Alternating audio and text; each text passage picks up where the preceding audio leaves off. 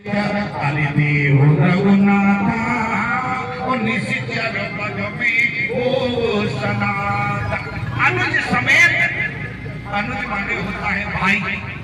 अच्छा देखो, राम जी का नाम तो लिया, रघुनाथ कहा, अपने आप को अनाथ माना, अनुज समेत देव रघुनाथा, लेकिन भाई का नाम नहीं लिया। लेकिन इसके बाद भी अयोध्या पावन नगरी है, मुझे लेकर अयोध्या को पावन नहीं बनाना है, इसलिए क्षमा करना। मित्र, अगर तुमने मुझे मित्र कहा है, तुम जब भी मुझे याद करोगे तो मैं अयोध्या में उपस्थित हो जाऊंगा, लेकिन मैं अयोध्या में निवास नहीं करूंगा। और इतना ही नहीं, आज दोनों में मित्रता हो गई, पुत्रनिष्ठ यज्ञ हुआ। राजा दशरथ ने अपने सारे रिश्तेदारों को बुलाया, अपने मित्र जटायु को भी बुलाया। और पुत्रनिष्ठ यज्ञ में जब गीधराज जटायु जी आए और गोस्वामी तुलसीदास जी ने लिखा, अर्ध भाग कौशल्य दीना,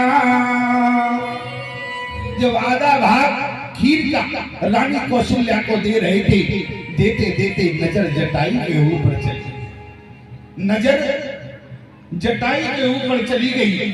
और जब उनकी नजर जटायु के ऊपर चली गई, का नाम है मित्रता। क्यों? उसी का नाम है मित्रता।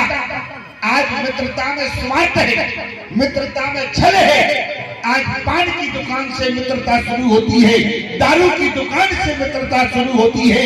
जब तक दारू का नशा रहता है तब तक मित्रता रहती है, दारू का नशा खत्म हो गया तो मित्रता भी समाप्त हो जाती है। ध्यान देना प्यारे, मित्रता में स्वार्थ नहीं होना चाहिए, मित्रता में स्वार्थ नहीं होना चाहिए।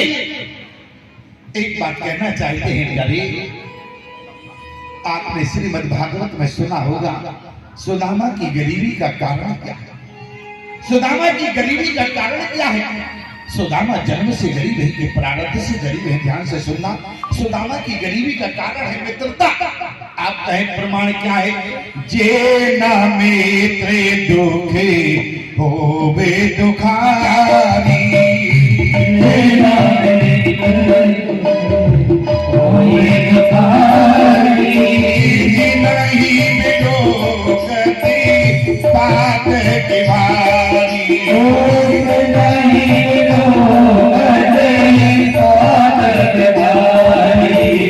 सुदामा की मित्रता के कारण ही सुदामा गरीब है। जरा ध्यान से सुनना, सुदामा और कन्हैया एक गुरुकुल में पढ़ते थे, और जो विद्यार्थी गुरुकुल में पढ़ते हैं उनकी ड्यूटी लगाई जाती है, आज रसोई में है, आज आश्रम की सफाई में है, और किसी की जंगल में लकड़ी काटा। सुदामा और कन्हैया की ड्यूटी लगी जंगल में लकड़ी काटने के लिए।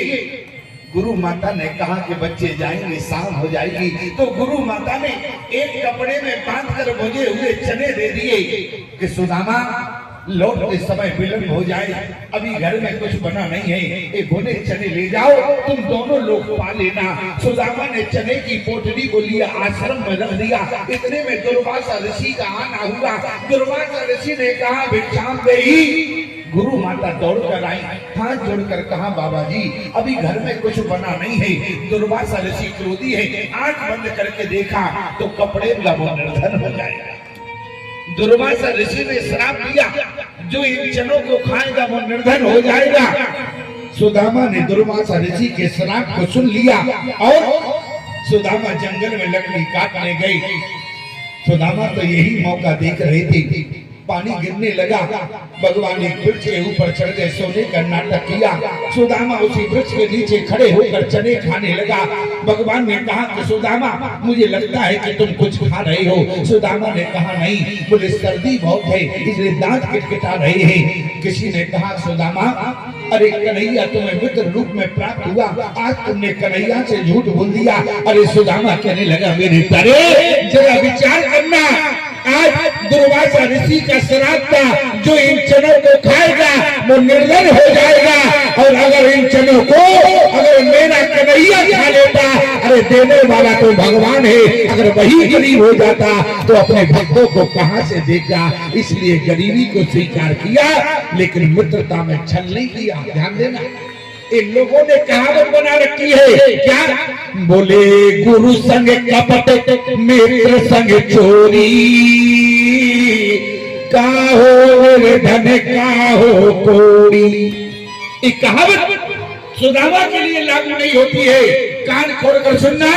सुदामा के लिए क्या है? जेना। सुदामा की गरीबी का कारण है मित्रता, ध्यान देना। राजा दशरथ ने कहा राम तो हमारे जटायु के हैं। बोले कैसे? बोले पुत्र स्त्रीय हुआ अर्ध भाग कौशल्य दीना। खीर का आधा भाग राजा दशरथ जिस समय रानी कौशल्या को दे रहे थे, ध्यान से सुनना प्यारे, रानी कौशल्या को खीर का आधा भाग दे रहे थे, उसी समय नजर जटायु के ऊपर चली गई। जटायु से कहा कि मित्र तुम्हारे जीवन में कोई संतान नहीं है, एक काम करो पहले खीर का भाग तुम ले लो, तुम्हारे भी संतान होगी हमारे भी संतान होगी, मैं भी पिता बनूंगा तुम भी पिता बनोगे। ध्यान देना। गीधराज जटायु ने कहा एक बात बताओ, मैं जानता हूँ अगर मैं खीर का भाग ले जाऊंगा हमारे यहाँ संतान होगी, लेकिन राजन गीध के यहाँ गीध ही होगा जिससे समाज का कल्याण नहीं होगा। ध्यान देना। गीध के यहाँ अगर मैं खीर का भाग ले जाऊंगा तो गीध के यहाँ गीध ही होगा जिससे समाज का कल्याण नहीं होगा। इसलिए राजन अगर देना चाहते हो तो मुझे खीर का भाग मत दो। राजा दशरथ ने कहा खीर नहीं लोगे तो क्या लोगे? उसी समय गीधराज जटायु ने कहा अगर देना चाहते हो तो मुझे एक वचन दे दो। क्या? तुम्हारे यहाँ वचन की बहुत मर्यादा है। अच्छा वचन क्या है? बोले रग कुल रीत सदा चली आई, प्राण जाए पर वचन न जाई। इसलिए एक वचन दे दे। राजा दशरथ ने कहा वचन क्या चाहते हो? बोले मुझे केवल इतना वचन दे दो, एक तुम्हारे हाथ में जो खीर का भाग है, एक खीर का भाग जिस रानी को दोगे उस रानी के गर्भ से जो संतान होगी वो तुम्हारी अंतिम क्रिया नहीं बल्कि जटायु की अंतिम क्रिया करेगा। मैं केवल इतना वचन चाहिए। और ईमानदारी से बताओ अधिकारी और सोप क्रिया भरत के सोपी और फिर क्रिया समारी। राम जी ने अंतिम संस्कार बरस सहित दस त्यागे सो जाने रहे के पद दो 30,000 वर्ष तक एक महल केवल दोनों लोग और इसके बाद भी मुझे राम जी बेटा के रूप में मिले हैं। आप मांगने चले आए विप्र वचन नहीं कहे विचारी राम आज करे राम देत नहीं बनत। कारण क्या है? राम को देते क्यों नहीं बन रहा? बोले राम हमारे होते तो मैं आपको दे देता। राम तुम्हारे नहीं है तो किसके हैं? राम जी के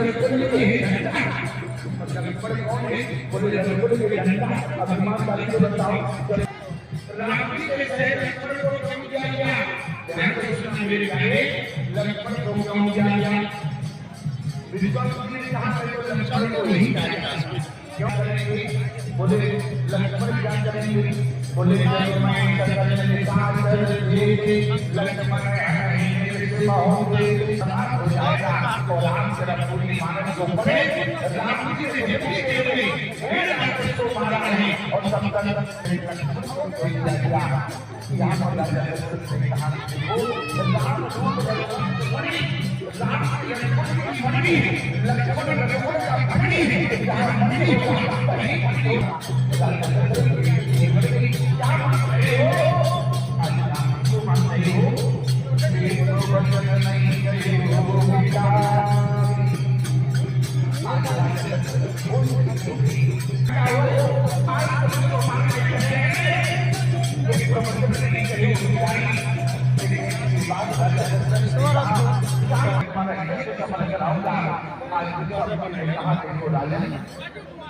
आज तुम जिनको मारने की बात कर रहे हो मैं भी उनको मारने में समर्थ हूँ, लेकिन मैं उनको मार दूंगा पुनः जिंदा हो जाएगी। मैं मारने वाले को नहीं, आज तो मैं बिल्कुल में जो मार करता है नहीं काम करता है उसको